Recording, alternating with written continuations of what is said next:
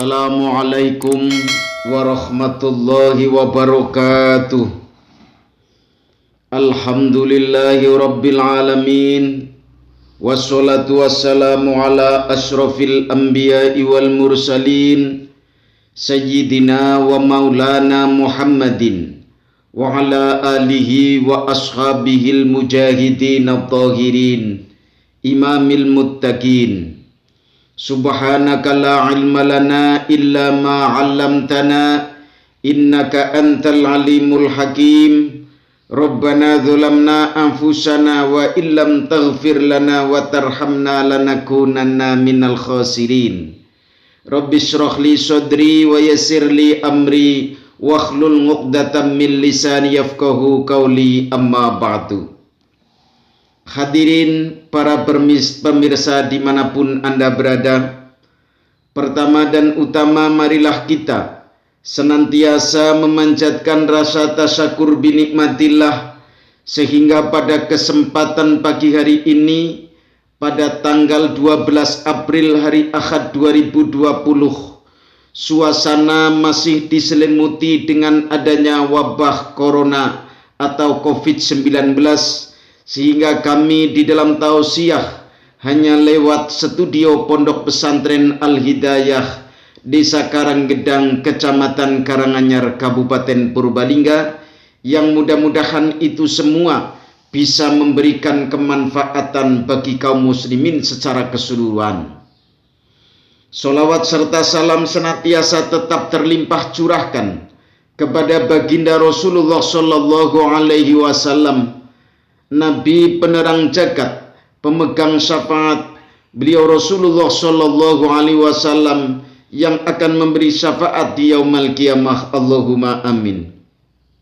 Pemirsa yang dirahmati Allah, sebagaimana kita maklum bahwasanya ilmu adalah merupakan pelita kehidupan, bahwasanya seseorang kalau hidup di dunia ini dibekali dengan adanya ilmu, maka orang tersebut akan selamat baik di dunia maupun di akhirat nanti.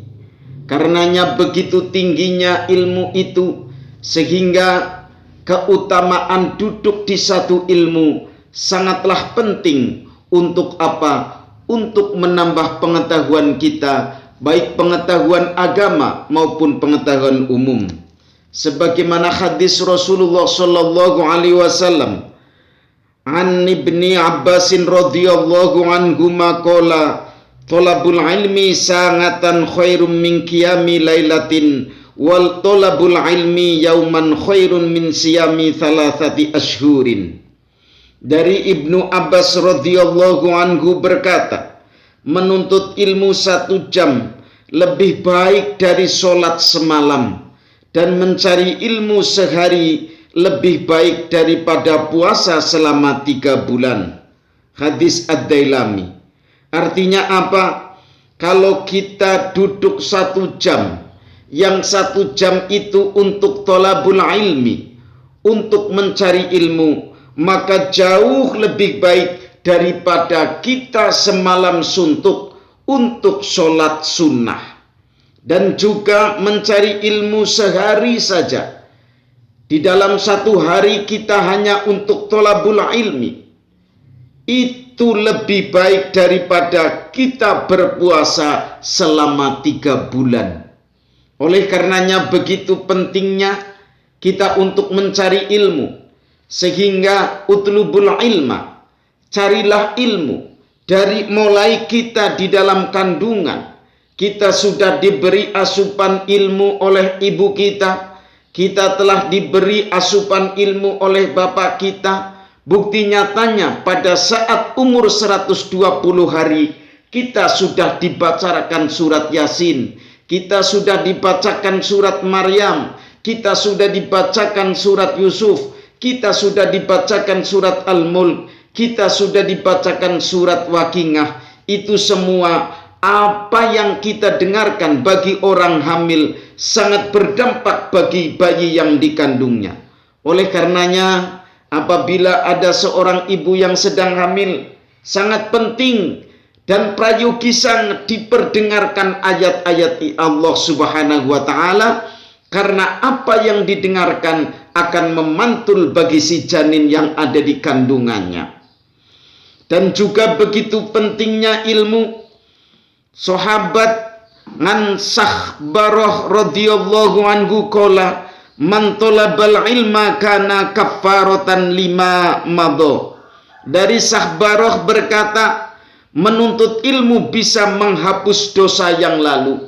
Inilah pentingnya, jangan kita lewatkan satu hari tanpa mencari ilmu, terutama ilmu ad-din. Untuk apa? Untuk sebagai dasar kita mengabdi kepada Allah, kita sebagai hamba Allah. Oleh karenanya, kalau kita sudah punya ilmu, kalau kehidupan kita sudah dibekali dengan adanya ilmu, maka kita akan memberikan kemanfaatan bagi orang lain.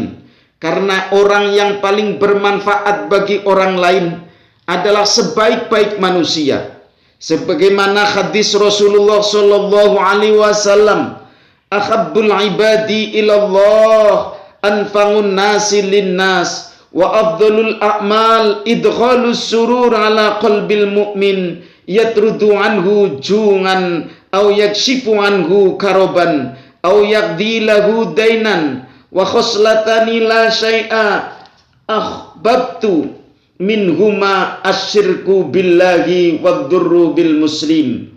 Hamba-hamba yang paling dicintai Allah Ta'ala adalah siapa yang paling bermanfaat untuk manusia. Perbuatan yang paling utama ialah menyampaikan rasa senang kepada orang mukmin, menyampaikan rasa senang ke dalam hati orang mukmin berupa membasmi kelaparan, menyingkap kesulitan, atau membayarkan hutangnya. Dan dua hal yang tiada suatu apapun melebihi jahatnya ialah menyekutukan Allah dan mendatangkan bahaya bagi kaum muslimin. Oleh karenanya, kalau kita sudah menjadikan anfangun nas linnas, orang yang paling bermanfaat bagi manusia, inilah secinta-cintanya Allah kepada hambanya adalah orang yang bisa punya manfaat terhadap orang lain.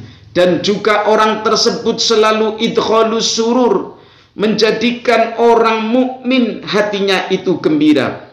Kalau orang yang sudah didasari dengan ilmu, insya Allah orang itu tidak pernah memberikan keonaran, tidak pernah berbuat kemungkaran, karena orang mukmin hidupnya seperti lebah. Apa keistimewaan lebah? Dimanapun dia hinggap, tidak akan dahan yang akan putus. Dimanapun dia hinggap, dimanapun dia berada, kalau lebah itu mesti bermanfaat. Apa yang dihisap, apa yang dimakan adalah selalu selektif.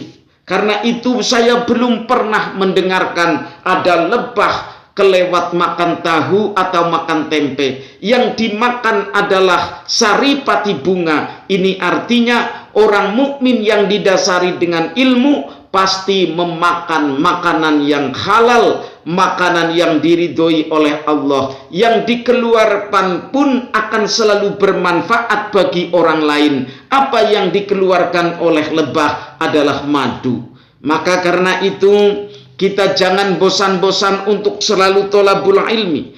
Dan keistimewaan ilmu yang lain adalah ngan Aisyah radhiyallahu anha qalat manintakola liyata'al ilma manintakola liyata'allama ilman ghufira lahu qabla ayyah tua. Barang siapa yang berpindah dari tempat satu ke tempat yang lain, untuk apa? Untuk liyata'allama ilman, untuk belajar, untuk menimba kaberuh, maka ghufira lahu qabla ayyah tua. Orang tersebut akan diampuni dosanya sebelum melangkahkan kakinya. Sudah niat saja untuk mencari ilmu, orang tersebut sudah diberi piagam oleh Allah, hufirolahu qabla ayyah tua, sebelum melangkahkan kaki beliau orang yang tolabul ilmi sudah diampuni dosanya oleh Allah Subhanahu wa ta'ala. Maka penting sekali orang yang punya ilmu memberikan ilmu kepada orang yang masih bodoh atau mungkin belum tahu. Ini interaksi yang sungguh sangat bermanfaat. Oleh karenanya Rasulullah juga telah mensinyalir solahu ummati bil ilmi wal mali. Umatku akan menjadi jaya, umatku akan menopang kejayaan, umatku akan menjadi penguasa apabila umat itu ditopang dengan dua perkara. Yang pertama, bil ilmi, dengan ilmu. Oleh karenanya kita sebagai umat Islam generasi yang akan datang, hendaknya kehidupan ini harus didasari dengan ilmu. Dan umat Islam jangan hanya menjadi maf'ul, tetapi jadi menjadi fa'il. Umat Islam jangan hanya menjadi penonton, tapi menjadi pelaksana. Umat Islam hendaknya menjadi penggerak, jangan digerakkan. Oleh karenanya insya Allah kalau umat Islam seluruhnya sudah dibekali dengan ilmu, insya Allah sangat bermanfaat hidupnya di tahun-tahun yang akan datang. Akan bagaimana warna bentuk bangsa Indonesia 10, 20, 30 tahun yang akan datang tergantung pada generasi yang akan datang. Bahkan akan bagaimana warna bentuk agama Islam yang akan datang 10, 20, 30 tahun yang akan datang tergantung anak-anak kita mau menimba ilmu atau tidak. Oleh karenanya juga di hadis yang lain dikatakan an Ibni Abbasin radhiyallahu anhu maqala khuyyira Sulaimanu alaihi salam bainal mali wal mulki wal ilmi wakhtarul ilma fa'utiyal mulka wal mala likhtiyarihil ilma. Dari Ibnu Abbas berkata, Nabi Sulaiman alaihi salam pernah disuruh memilih antara harta benda, kerajaan dan ilmu. Lalu Nabi Sulaiman lantas memilih ilmu. Lalu diberi oleh Allah kerajaan dan harta lantaran pilihannya kepada ilmu. Pada saat Nabi Sulaiman ditawari antara harta dan ilmu, kamu memilih apa, wahai Nabi Sulaiman? Ketika itu Nabi Sulaiman langsung memilih ilmu. Dengan Nabi Sulaiman memilih ilmu, akhirnya seluruh harta dan kerajaan dimiliki dan dikuasai oleh Nabi Sulaiman alaihi salam. An Abi Umamah radhiyallahu anhu qala ayyuma nashi'in nasha'a fi talabil ilmi wal ibadati hatta yakbura atahullahu yaumal qiyamati thawabathnaini wa sab'ina siddiqan. Dari Abu Umamah radhiyallahu anhu berkata, siapa saja orang yang bertambah besar untuk menuntut ilmu, artinya pada saat anak itu, pada saat remaja itu sedang mengalami pertumbuhan, tetapi untuk menuntut ilmu dan beribadah hingga usia lanjut, maka akan diberi oleh Allah pahala 72 orang-orang yang bersungguh-sungguh siddiq di hari kiamat. Karena itu sangatlah penting kita untuk selalu mencari ilmu, untuk selalu tolabul ilmi, sebab ilmu adalah merupakan pelita bagi kehidupan sehari-hari. Insya Allah kalau hidup kita dibekali dengan adanya ilmu, karena ilmu adalah merupakan warisan yang paling mahal, intan paling mahal, mutiara paling berharga adalah ilmu. Insya Allah hal ini yang kita wariskan terhadap anak-anak kita. Kalau keturunan kita diwarisi dengan adanya ilmu, insya Allah tidak akan habis. Tetapi kalau diwarisi harta, belum tentu harta itu selalu akan utuh. Insya Allah ada manfaatnya.